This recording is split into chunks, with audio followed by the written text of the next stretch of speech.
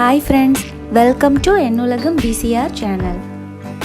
இந்த வீடியோவில் நாம் சூப்பரான சாஃப்டான இடியாப்பம் எப்படி பண்ணுறது தான் பார்க்க போகிறோம்.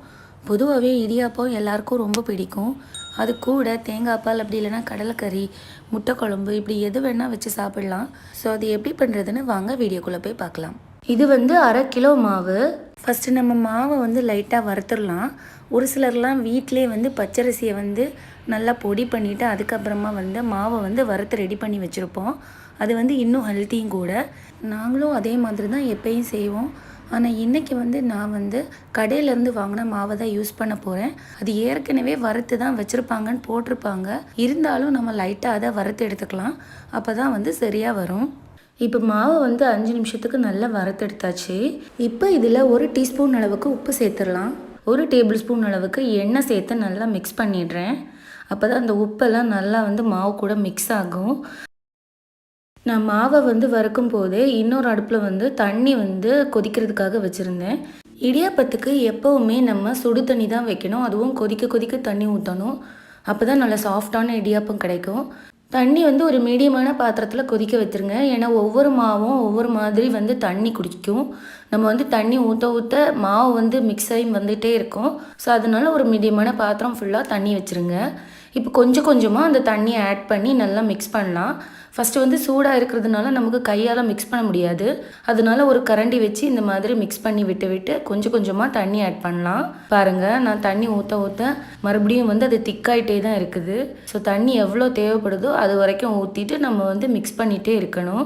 இப்போ இதை ஒரு மூடி போட்டு மூடி வச்சுட்டு 5 நிமிஷம் அப்படியே வச்சிடலாம். அதுக்கப்புறமா இது நம்ம கை வைக்கிற அளவுக்கு சூடு வந்திருக்கும். அப்போ கையை வச்சு இதை நல்லா பிசைஞ்சு எடுத்துடலாம். ஏற்கனவே இதை நம்ம கரண்டி வச்சு மிக்ஸ் பண்ணிட்டோம். அதனால் ஓரளவுக்கு மிக்ஸ் பண்ணால் போதும். சாஃப்டாக கையில் எடுக்கும்போது இந்த மாதிரி ஒட்டாமல் வரும். ஸோ அது வரைக்கும் நம்ம எடுத்தால் போதும். இப்போ நல்லா மிக்ஸ் பண்ண அப்புறமா உடனே நம்ம இடியாப்பாச்சில் எடுத்து அதை சேர்த்துடலாம். நீங்கள் ஃபஸ்ட் இடியாப்பாச்சை யூஸ் பண்ணாமல் இருந்தீங்க அப்படின்னா கொஞ்சமாக அதில் எண்ணெய் சேர்த்துக்கோங்க வெளியிலலாம். அப்போ தான் அழகாக ஈஸியாக வரும். இப்படி கொஞ்சம் கொஞ்சமாக இடியாப்பாச்சில் எடுத்து சேர்த்துட்டு நம்ம செய்ய ஆரம்பிக்கலாம். மாவு ஃபுல்லாக ஃபில் பண்ண அப்புறமா இதை நம்ம க்ளோஸ் பண்ணிடலாம். அவ்வளோதான். இனிமேல் இட்லி தட்டில் வச்சு செஞ்சு எடுக்க வேண்டியது தான். இப்போ பாருங்கள், அடுத்த செட் செய்கிறேன்.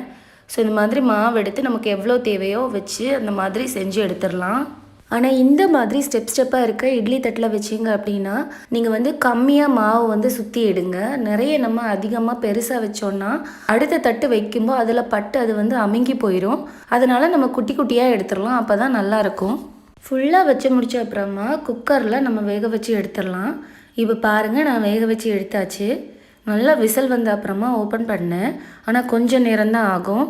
ரொம்ப சாஃப்டாக சூப்பராக கிடச்சிருக்கு. இப்போது இட்லி பாத்திரம் யூஸ் பண்ண முடியாதவங்க எப்படி பண்ணலான்னு பார்க்கலாம். தோசைக்கல்லில் இந்த மாதிரி நம்ம இடியாப்பாச்சிலேருந்து கொஞ்சம் கொஞ்சமாக மாவை இந்த மாதிரி ரவுண்ட் பண்ணி எடுத்துக்கலாம். அதுக்கப்புறமா ஒரு மூடி போட்டு இதை மூடி வச்சு எடுத்தோம் அப்படின்னா அவ்வளோதான், சூப்பரான இடியாப்பம் ரெடி. இது அந்த மாதிரி இட்லி மாதிரி இல்லாமல் கொஞ்சம் ஃப்ளாட்டாக சூப்பராக கிடைக்கும். இதுவுமே ரொம்ப டேஸ்ட்டாக இருக்கும். ஸோ இந்த டைப்லேயே நீங்கள் ட்ரை பண்ணி பாருங்கள். இப்போ நம்ம எல்லாமே செஞ்சு எடுத்தாச்சு. பாருங்கள் எவ்வளோ சூப்பராக கிடச்சிருக்கு அப்படின்னு. நிஜமாகவே ரொம்ப சாஃப்டாக இருக்கும். நம்ம மாவு பிசையும்போது தண்ணி சேர்க்குறதுல தான் இருக்குது இவ்வளோ சாஃப்டாக கிடைக்கிறது. ஸோ தண்ணி சரியான அளவில் சேர்க்கணும். இன்றைக்கி நான் இடியாப்பம் கூட சாப்பிட்றதுக்கு தேங்காய் பால் பண்ணியிருக்கேன். அப்புறமா கொண்டக்கடலை குழம்பும் பண்ணியிருக்கேன். இந்த 2 ரெசிபியுமே நம்ம சேனலில் ஆல்ரெடி அப்லோட் பண்ணியிருக்கேன். ஸோ நீங்கள் பார்க்காதவங்க போய் பார்த்துக்கலாம்.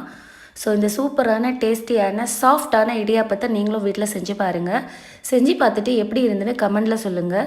இந்த வீடியோ உங்களுக்கு பிடிச்சிருந்தா ஒரு லைக் போட்டுருங்க. அப்படியே நம்ம சேனலை இது வரைக்கும் சப்ஸ்கிரைப் பண்ணாதவங்க சப்ஸ்கிரைப் பண்ணிடுங்க. பெல் ஐக்கானையும் கிளிக் பண்ணிக்கோங்க. அப்போ தான் நான் போடுற வீடியோலாம் உங்களுக்கு நோட்டிஃபிகேஷனில் வரும். நீங்களும் ஈஸியாக உடனே பார்க்க முடியும். தேங்க்யூ.